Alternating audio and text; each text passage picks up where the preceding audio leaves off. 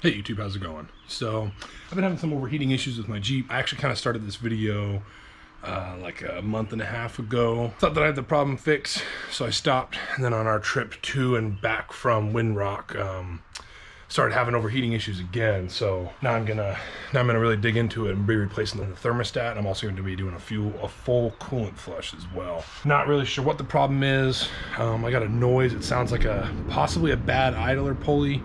But I think it's the water pump. I think it's the water pump pulley, so I'm going to be checking that, see what we got to do, and that's what we're doing.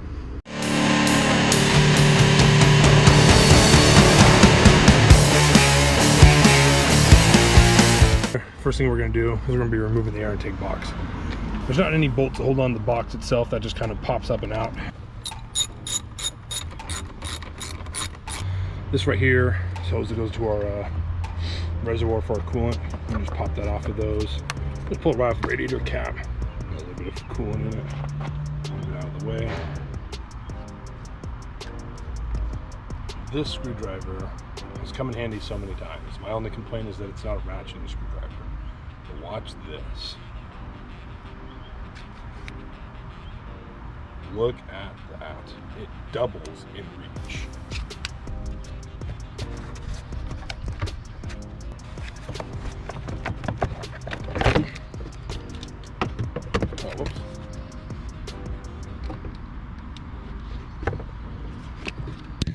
Down inside here, that is your water pump pulley right there. So one of the things that you can check is to see if this thing wobbles at all, if there's any play in it.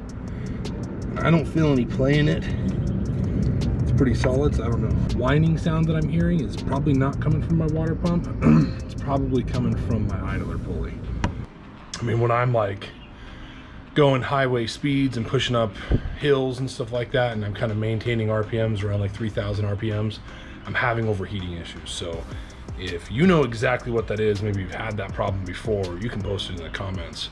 I'm going to keep playing my little diagnosis game here, and I'm just going to replace the thermostat and flush the coolant for now. And if that doesn't fix the problem, then I'll move on to the water pump. So the first thing we're going to do is we're going to drain the radiator and the coolant system. So you want to make sure that this is completely cooled down. Don't do this with the engine at running temperature. And do not pop this off if it's hot. It will be a rough day. You can see that my coolant level is actually full in the radiator.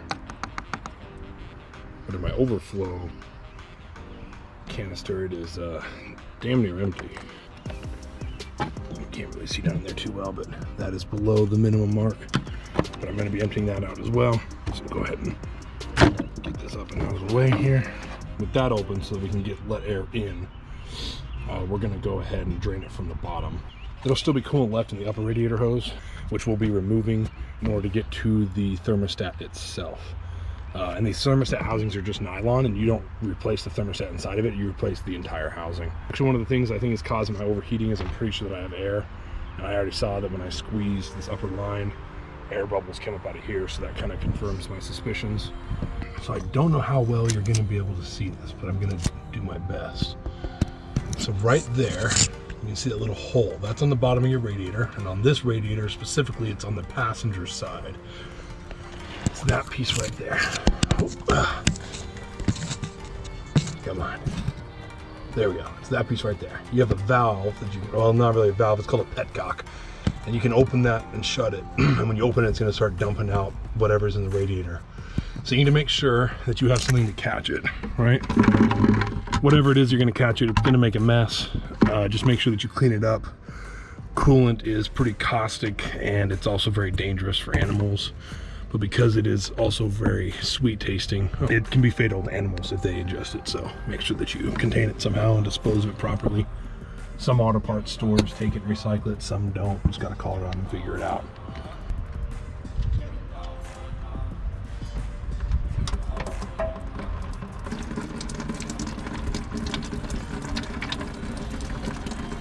So the easiest way to get to it was to put my pliers in there and just, you can see the petcock right there, and you just got to twist it pretty much all the way around one turn and it opens up. And it actually opens up kind of slow, so you can kind of slowly start cranking on it to make sure that you have your bucket lined up properly so that it actually drains into your bucket for the most part. Squeeze the upper radiator hose and listen to that air.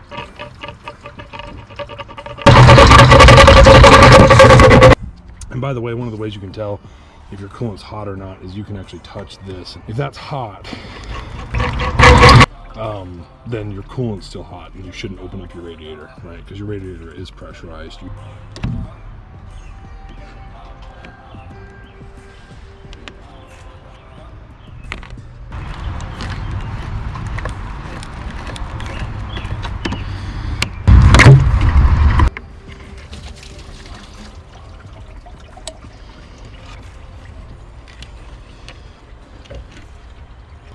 This is a good time to inspect your hoses for any damages to them, you know.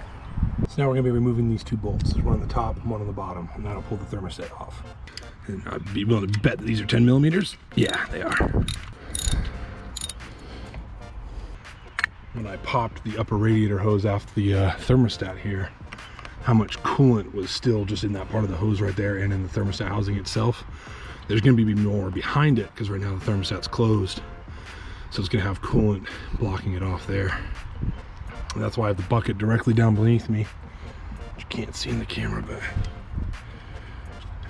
try and catch as much of it as we can. Okay, now you just pop that off just like that. Simple. Right inside this area right here, you'll see that there is no gasket.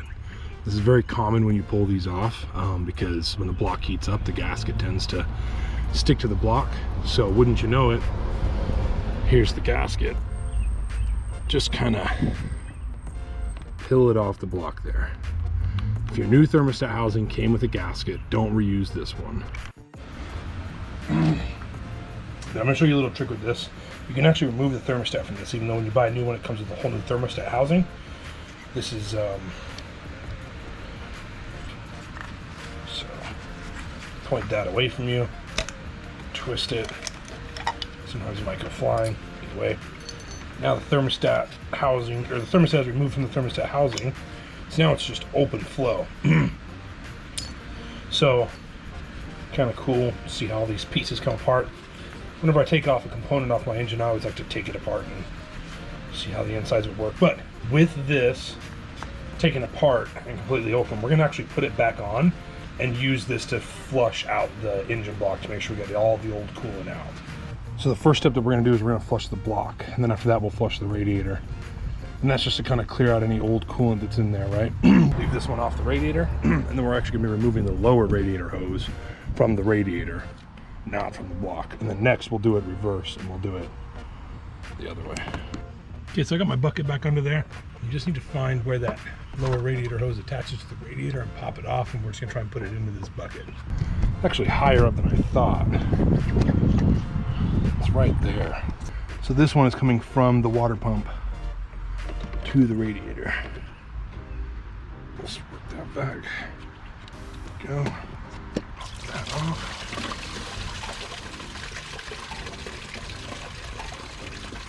And there's the majority of our coolant right there, huh? Holy smokes. Now we're gonna move on to the next part. But that's not gonna knock it over. We're working dangerously close to the air intake, the throttle body here. And last thing you wanna do is spray water directly into your engine block, right? So just cover that up just to make sure we don't have any mishaps. I'm gonna put that hose right inside here. And I'm gonna spray water through the engine block, and it's gonna come out the lower end.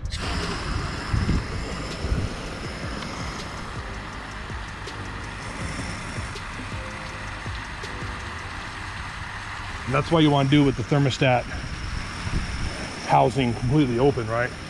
Take that old thermostat out. Now that that's running clean, I'm going to reattach these on the other side, and we're going to do the same thing but to the radiator.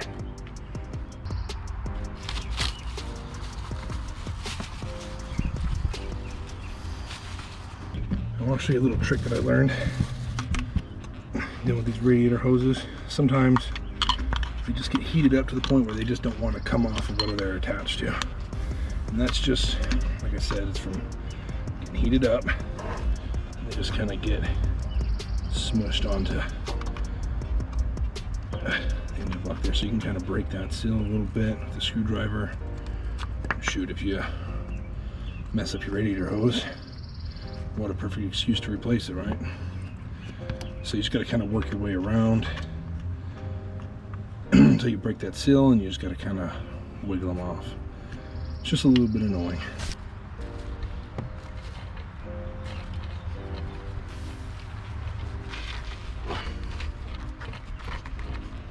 Man, what?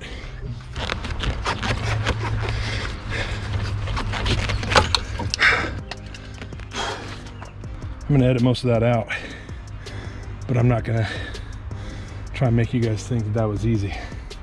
That was absolute pain in the ass. But anyway, you get it off. Now we're gonna drain out the radiator the same way we did the block.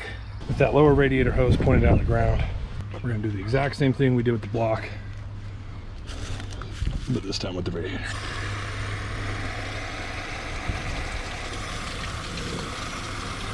So here's the new thermostat. You can see that the gasket is in there already, and that came with it. But I've noticed something right here. I don't know how well you can say it, but it shows 95 degrees Celsius or 203 degrees Fahrenheit.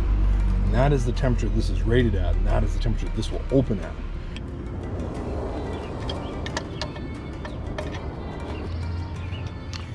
I was always told that coolant smells sweet. I guess it does. But I kind of feel like it smells like sweaty skin. But maybe that's just the coolant that Chrysler uses. What do you think your coolant smells like? And it's good to know.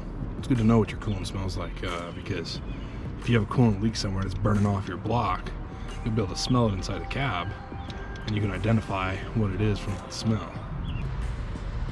So let me know what you think your coolant smells like in your rig and what kind of rig you have. Also make sure that whenever you're adding coolant to your system or refilling your system, make sure to check your owner's manual and use the correct coolant. Don't just go by make, because the year matters. Don't over tighten these bolts. It's just an island housing. They don't need to go on there that tight. Just snap them down. When you're putting these radiator hoses on there, there's little nubs. You want the radiator hose to go right up against that nub, and that's when it's fully on. And then make sure to get that clamp up and over there. It's like a little bung. You want to get it over that so it doesn't slip off the back end of it. Pliers do not work on these. They're a pain. Channel locks work great. Okay. Put this in. This just has like two little slots that it slides into right there, and then it just kind of clunks down in there. Putting this back on, remember that there's a sensor that needs to get plugged back in. Jeep won't be happy with you if you don't plug it back in. And it just clicks on there, just like that. And you're gonna line that up. These things are awesome. You can get them off of Amazon. No spill coolant filling a funnel kit. So it's a big funnel, and it only allows coolant to go in and air to come out. So whenever air pops out, coolant rushes in to replace that spot. So I parked my Jeep at slightly an uphill angle, and I'm gonna start filling up my system with coolant and refill the whole system. I'm gonna run it till it gets up to temperature, and that thermostat opens up, and I'm gonna start pulling coolant through the system and pushing the air to the top of the radiator. And we'll just slowly fill the system back up.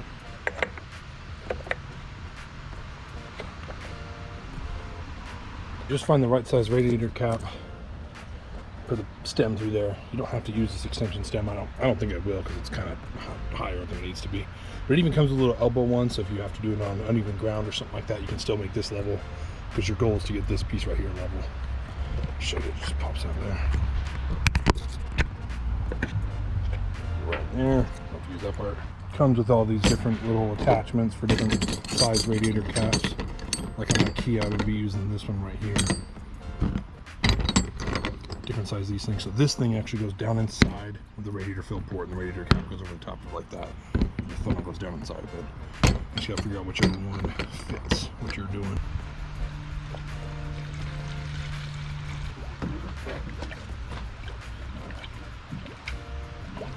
You can see it's stopped bubbling up, right? So it's not really taking more coolant in. but the system is far from full. So we're going to top off this funnel a little bit more. Oh, there you go, just pulled a little bit more in. And then we're going to run the engine up and get it up to temperature, and it's going to start, as the coolant starts to run through the radiator, it's going to start pushing air up at the top point here and sucking more coolant into the system, running through the block, and get rid of all those air pockets.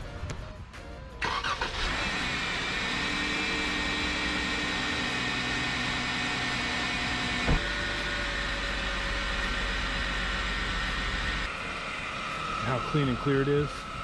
Pretty sure the coolant that I was running was contaminated because it was pretty murky, pretty dirty. There's the coolant that I was running. See how murky and cloudy that is and how dirty it is. And here's the new coolant. It literally looks like Kool-Aid. Also, you hear that whining sound. Now that I've checked my pulley on my water pump, I'm almost positive that's my idler pulley. And those are known to go bad on these, so that'll be another video. So I noticed once the thermostat opened, air pockets started punching through this, and this thing was shaking around like that. Now, by the way, that's hot to touch. Once that thermostat pops open, if there's big air pockets, you'll just watch this coolant level, it'll just right down in, which is what happened. So once you've ran it through a couple open cycles, the thermostat's opened up, no more air bubbles are coming out, it's not pulling more fluid down in. Go ahead, put the stick in there, plug it off, and then you're gonna use whatever's in that funnel, put it into your overflow reservoir.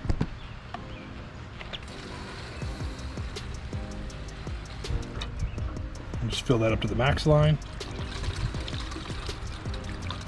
And that's it. That is a thermostat replacement and a coolant flush. So we'll see. Going to UARI next weekend. I don't know if this video will be posted before or after my videos from UARI. We'll see. But next weekend I'm going to UARI, so we'll see if we have any overheating issues while we're there. Definitely had them wind rock, so we'll see if this fixes it. If not, the next thing we'll be doing is the water pump. But with how dirty my old coolant was, I don't even know if the thermostat was bad, but I was in here and it's that easy to replace, might as well replace it. So it might have just been that my coolant was just freaking nasty.